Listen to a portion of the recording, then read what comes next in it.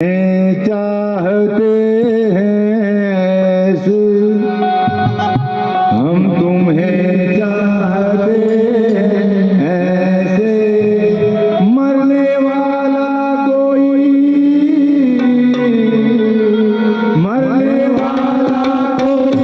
जिंदगी पाता हो जैसे हम तुम्हें चाहते हैं हम तुम्हें चाहते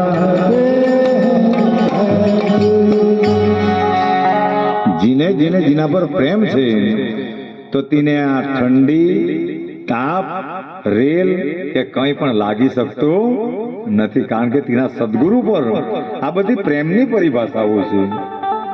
જે જીને ચાહે એ તો ગમે એવી વિટમણામાંથી પણ આવી જ જાય.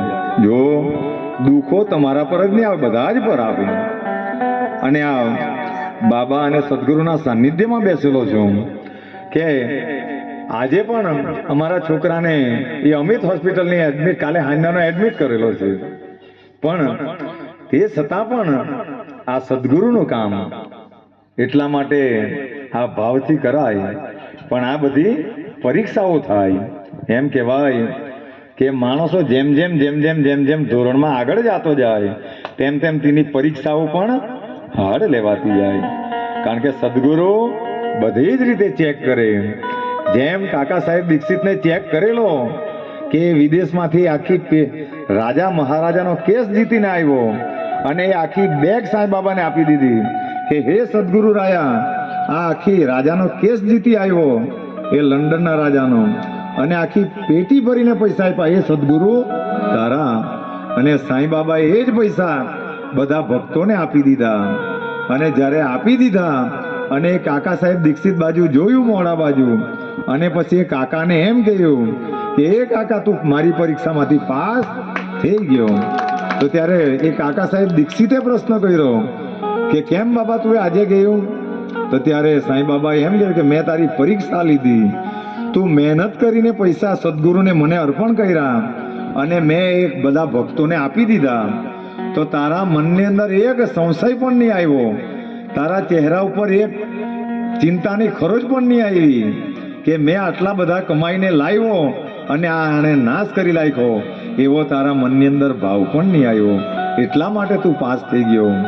પણ આજે અમને પણ એ વાતની ખુશી છે કે મારું બાળક ભલે દવાખાને એડમિટ છે, પણ આ સદગુરુએ એટલી હિંમત આપેલી કે આનો અહેસાસ આજે મને પણ થયો કે જ્યારે માણસો ભક્તિમાં ઊંડા ઉતરે ત્યારે ગમે તે થઈ જાય, પણ તેના ચહેરા કે હૃદયની અંદર અસરો થઈ શકતી આ પરીક્ષા છે ખાલી. એમાંથી પાસ થઈ ગયા એવું તો નહીં કે, પણ અંદરથી ફિલિંગ્સ થાય, એક આત્મવિશ્વાસ રહે કે એમાંથી પણ પાસ થઈ જ જવાય. કારણ કે જેને ઈષ્ટ પર ભરોસો છે, કારણ કે આ કાર્ય સદગુરુનું છે. એટલા માટે જ્યારે આવા નાની તકલીફો આવે ત્યારે કોઈ ડરવાની જરૂર એટલા માટે નથી, કારણ કે જ્યારે બધું જ તમે સદગુરુને હોંપી દે તો એ બધું જ સાચવી લે.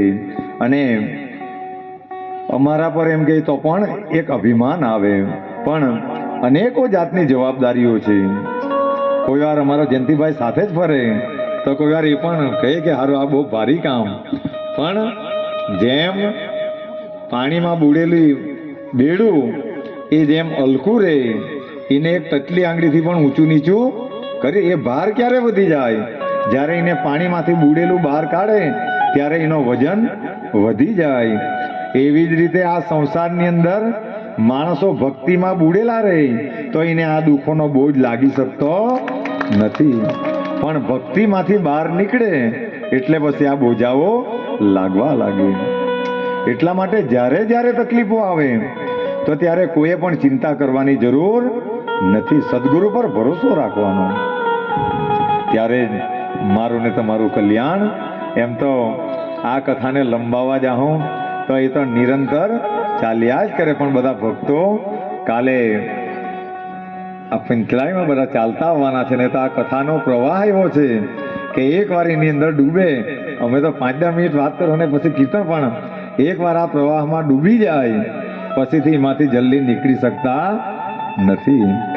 જેમ રોજ માણસ જીના સંપર્કમાં રહે તેને હાથે પ્રેમ થઈ જાય, એવી રીતે જે માણસો રોજ વિષ્ણુ સહસ્ત્રના પાઠ કરે અને એકવાર આની હાથે જો પ્રેમ થઈ જાય તો મારો ને તમારો બીડો પાર થઈ જાય. જેમ જીની સાથે એમ તો એવું કહેવાય કે લૈલા કે મજનુ, લૈલા કે હીર કે રાંઝા, એ હીર એટલી બધી સુંદર નહીં હતી. હીર એટલી બધી બહુ સુંદર નહીં હતી, પણ એમના સદગુણો હતા એટલે રાંઝાને એના પ્રત્યે પ્રેમ થઈ ગયેલો. હું કામ કારણ કે રોજ સંપર્કમાં આવતા, એટલા માટે માણસોને પ્રેમ થઈ જાય, ચાહે તેનું રૂપ ગમે તેવું હોય. એવી જ રીતે જે માણસો રોજ ભગવાન સાથે સંપર્કમાં રહે અને એની હાથે પ્રેમ થઈ જાય તો પછી બીજું તો પૂછવાનું જ હું રહી.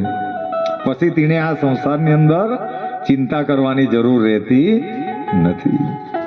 તો 10:30 વાગી ગયા છે અને બધી બહેનો ગરબા પણ રમવાની છે અને 11 વાગે આ કાર્યને સમાપન કરવાનું છે.